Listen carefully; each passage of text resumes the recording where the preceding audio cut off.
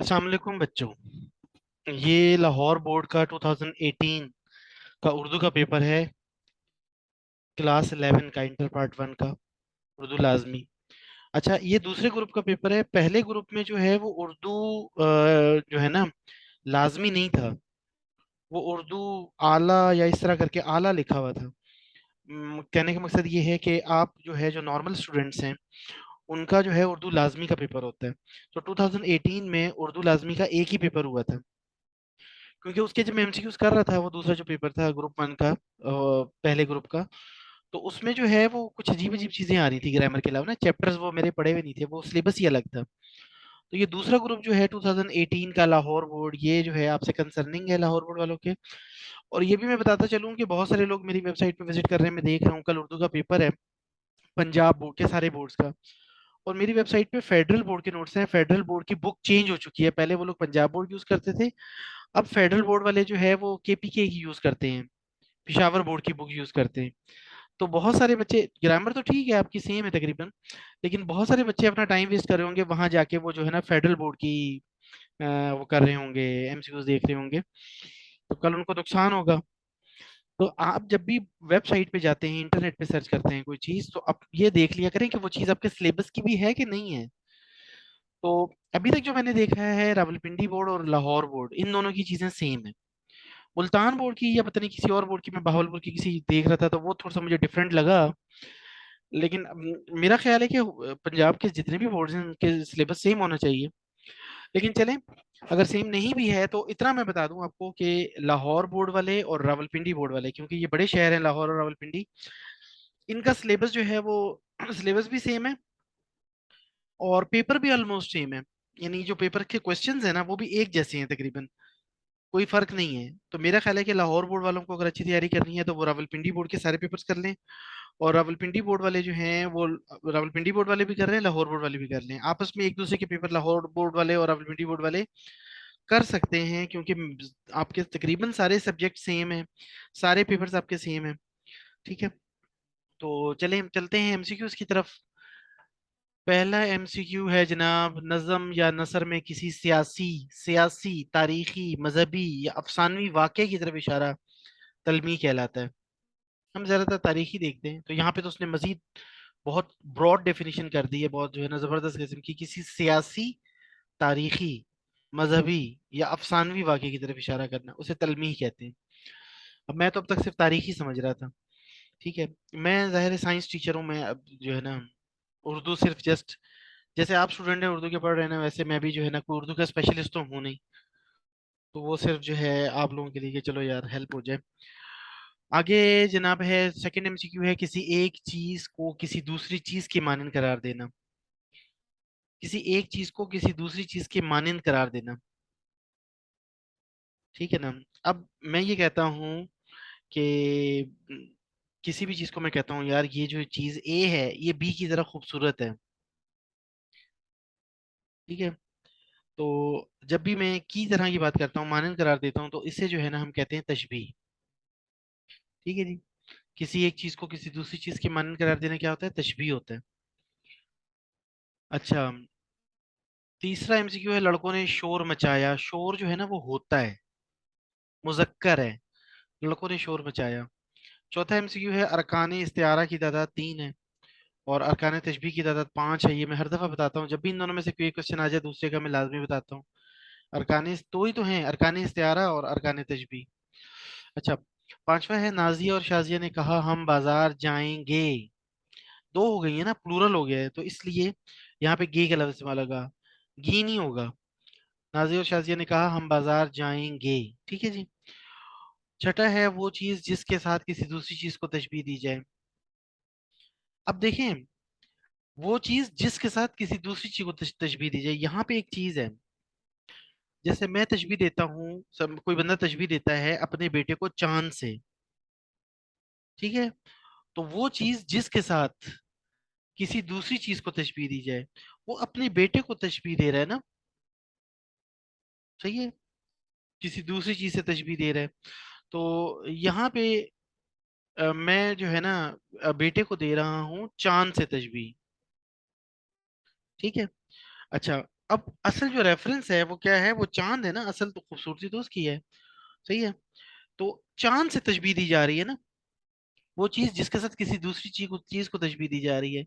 देखिए, तशबीह किसके साथ दी जा रही है? बेटे के साथ तशबीह दी जा रही है, चांद के साथ दी जा रही है? बेटे को दी जा रही है चांद के साथ। सही है। तो वो चीज जिसके साथ, जैसे यहाँ पे वो चीज जो है ना चांद है, चांद के साथ किसी दूसरी चीज को तशबीह दी जा रही है। असल चीज जो है यहाँ पे बहुत, यानी ये ट्रिकी क्वेश्चन है।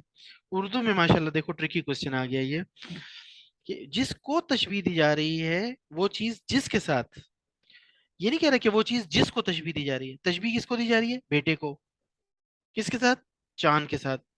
तो वो कह रहे हैं वो चीज जिसके साथ किसी दूसरी चीज को तशबीह तशबीह दी जा रही है। तो चांद को तशबीह दी जा रही है ना, किसके साथ दी जा रही है चांद को तशबीह? बेटे के साथ दी जा रही है। ये कि ये बेटा जो है ना ये चांद की तरह, तो चांद के साथ तशबीह दी जा रही है, इसलिए यहाँ पे मुशब्बा बा, अच्छा, जो बेटा है जिसको तशबीह दी जा रही है वो मुशब्बा है, और जिस चीज के साथ तशबीह दी जा रही है वो मुशब्बा बा है। ठीक है, यहाँ पे ये के साथ, यहाँ पे सारी ट्रिक है। वो चीज, यहाँ पे जिसके साथ की बजाय लिखा होता वो चीज जिसको तशबीह दी जा रही है। अगर लिखा होता वो चीज जिसको किसी दूसरी चीज के साथ तशबीह दी जा रही है। जिसको, यहाँ पे ये जो लफ्ज है ना जिसके साथ, सही है, बेटे को किसके साथ तशबीह दी जा रही है? चांद के साथ। ठीक है। तो बेटे को तशबीह दी जा रही है, दी किसके साथ जा रही है? चांद के साथ। तो यहाँ के साथ की वजह से जो है ना, चांद जो है मुशब्बा बा है। सही है। ये बहुत ट्रिकी क्वेश्चन है, इसको देखिएगा। अच्छा, मैं ये फिर वो कह रहा हूँ कि यहाँ पे वो चीज जिसको, के साथ की जगह क्या होता है? वो चीज जिसको किसी दूसरी चीज के साथ तशबीह दी जा रही है। ठीक है। अगर जिसको तशबीह दी जा रही है वो मुशब्बा है, और जिसके साथ तशबीह दी जा रही है वो मुशब्बा बा है। तो ये के साथ की वजह से मैंने मुशब्बा बा कहा है। अच्छा, सातवें से क्यों है, बाट रखते ही तराजू टूट गई। तराजू जो है ना उर्दू जबान में मुअन्नस है, तराजू होती है, होता नहीं है, तराजू टूट गई। अच्छा जी, अंग्रेजी पूरी दुनिया में समझी जाती है, समझा जाता है नहीं, जाता है नहीं, समझे जाती है नहीं। ये यहाँ तो वैसे अगर आप इन सबको देख लें तो आपको यही पता चलेगा, अंग्रेजी पूरी दुनिया में समझा जाता है। अंग्रेजी क्या, ये जितनी भी जबानें हैं ना वो सबके सब मुअन्नस होती हैं। उर्दू, इंग्लिश, हिंदी, अंग्रेजी जो भी हैं, सही है, ये सब मुअन्नस है, इसलिए अंग्रेजी पूरी दुनिया में समझी जाती है। इस्तारा के लुग़वी मायने हैं उधार लेना। अच्छा, बात होगा ना, मैंने भी अभी एक पिछले पेपर में गलती से उधार देना कर दिया था। उधार देने वाला तो जो है ना वो दुकानदार देता है ना, यहाँ पे इस्तियारे में हम उधार लेते हैं लफ्ज कहीं से। इस्तियारा के ये बहुत गौर से देखिएगा, ये ना वो बेदहानी में आप उधार देना पे लगा दें। मुझसे भी गलती हुई थी ये, फिर मैंने करेक्ट की थी। इस्तियारा के लुग़वी मायने हैं उधार लेना। अच्छा, 10वां है, उस डैश करतूत पर उसका वालिद शर्मिंदा है। उसके करतूत पर। अच्छा, ये जो करतूत होता है ये मुजक्कर होता है। अब अगर मैं कहूँ उसका करतूत पर तो ये अजीब हो जाएगा। उसका करतूत पर, ऐसा तो ना उसके करतूत पे। अच्छा, ये मुन्नस होता तो उसकी करतूत होता ना। ठीक है। ये का और के जो है ना एक जैसे ही हैं। तो अगर ये करतूत मुन्नस होता फिर मैं कहता उसकी करतूत पर। तो ये करतूत जो है मुजक्कर है, इसलिए उसके करतूत पर। मैंने का भी लगा के देखा लेकिन बात बनी नहीं। अच्छा, 11 एमसीक्यू है, मतलब कि दोनों मिसरों और बाकी अशार के दूसरे मिसरे में रदीफ से पहले क्या आता है जी? काफिया आता है। रदीफ से पहले काफिया आता है। ठीक है जी। और मतलब के लिए तो शर्त है कि जो है ना वो आना चाहिए, काफिया आना चाहिए। 12 एमसीक्यू है, अपनी मदद आप एक आजमूदा मकूला है। ये तो कई दफा रावलपिंडी बोर्ड में कई दफा आ चुका है, तीन दफा कम से कम मेरा ख्याल है आ चुका है रावलपिंडी बोर्ड में। अपनी मदद आप एक आजमूदा मकूला है। अदम के कोच के लाजिम है फिक्र हस्ती में, ना कोई शहर ना कोई दयारे राह में है। अब ये जो है ना ये हम काफिया नहीं है यहाँ पे। यहाँ लिखा है हस्ती में और यहाँ लिखा है दयारे राह में है। यहाँ आखिरी वर्ड से में है, और यहाँ है फिक्रे हस्ती में। तो ये हम काफिया नहीं है, ये दोनों मिसरे हम काफिया नहीं है। लेकिन वो हमसे रदीफ कह रहे हैं। तो रदीफ जो होता है ना, जो रदीफ होती है वो जो दूसरा मिसरा होता है उसके आखिर में आती है। रदीफ कहाँ पे आती है? अगर दोनों में ना आए, पहली बात तो ये कि दोनों में आ रही होती है, दोनों मिसरों में। ये पहला मिसरा इसमें भी आ रही होती है, इसके भी आखिर में और इसके भी आखिर में। लेकिन अब यहाँ हम देख रहे हैं कि इन दोनों के आखिर में एक जैसा नहीं है। यहाँ लिखा है फिक्रे हस्ती में और यहाँ लिखा है राह में है। ठीक है। अब वो रदीफ पूछ रहा है, रदीफ तो वो होते हैं सेम वर्ड्स। अच्छा, हो सकता है ये उसने मुझे किसी गजल का एक शेर दिया हो, और जितने भी गजल के शेर हो सब में जो है ना यहाँ आखिर में सेम आ रहा हो ना, राह में है, राह में है, राह में है। अच्छा चलो हम आंसर देखते हैं। फिक्र, फिक्र तो यहाँ पर है, फिक्र तो रदीफ हो ही नहीं सकता। कोई शहर भी इस जगह पर है, ये भी रदीफ नहीं हो सकता। हस्ती में, हस्ती में भी इस जगह है, फिक्र हस्ती में। सही है, हस्ती में, है ना। ये दूसरे मिसरे के आखिर में रदीफ आती है, पहले में नहीं आती। सही है, यहाँ आनी चाहिए थी इस जगह ना आखिर में। तो ये है राह में है। तो ये राह में है को मैंने चुना क्यों?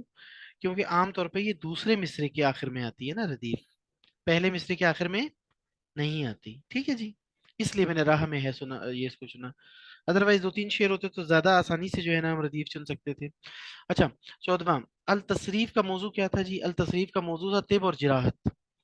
सही है, नॉर्मल जो तिब होता है जो मेडिकल फील्ड होती है, और जो सर्जरी, मेडिसिन और सर्जरी।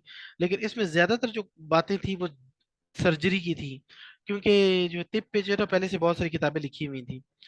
अच्छा, बहरहाल दोनों पे थी, इसका जो मौजू था ये दोनों थे, लेकिन ज्यादा जो उसमें बातें थी वो जिराहत की थी। 15वां है, रदीफ के लुग़वी मायने क्या है? घुड़सवार के पीछे बैठने वाला। रदीफ के लुग़वी मायने घुड़सवार के पीछे बैठने वाला। और इकबाल का पहला खत किसके नाम था जी? मौलाना गिरामी के नाम था। ठीक है। और 17वां एमसीक्यू है, गजल का पहला शेर जिसके दोनों मिसरे हम काफिया व हम रदीफ हों। गजल का जो पहला शेर होता है ना, इब्तिदा, वो है मतला, और आखिरी शेर होता है मक्ता। तो गजल से जो ताल्लुक है ना, वो मतला का है, ये पहला शेर होता है, मक्ता आखिरी शेर भी होता है।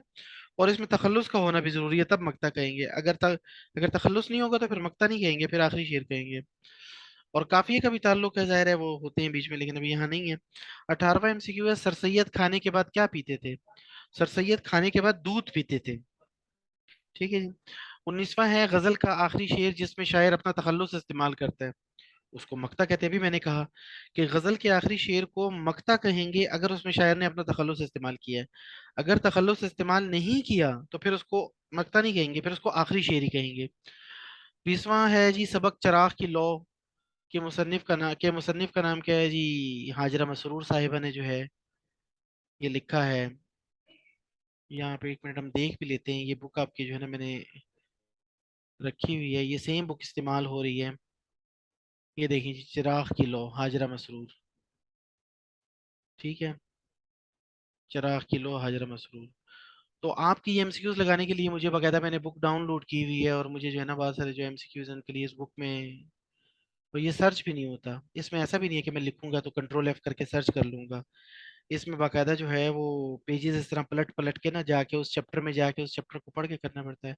बहरहाल, आई होप कि आप में से ज्यादातर ने तो जो है वो किया होगा, तैयारी की होगी अच्छी।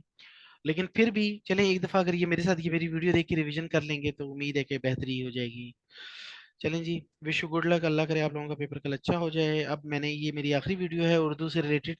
अब इसके बाद जो है ना मैं इस्लामियात की शुरू करूँगा, एमसीक्यू सॉल्व करना आप लोगों के नेक्स्ट पेपर के लिए, सो दैट कि आप लोग जब कल पेपर देकर आएँ और थोड़ा सा रेस्ट करें, और फिर जो है ना आपके पास कल जो भी आप मकसद परसों आपका फिर पेपर है, तो परसों जो है वो फिर आपके इस्लामियात के एमसीक्यूज की वीडियोस जो हैं वो अपलोडेड हो आपके लिए, ताकि इस्लामियात की जो है के पेपर है उसमें भी मेरी मदद जो है मैं वो आपके साथ शामिल हो जाए। तो ठीक है जी, ओके, दुआ में याद रखिएगा। अल्लाह हाफिज़।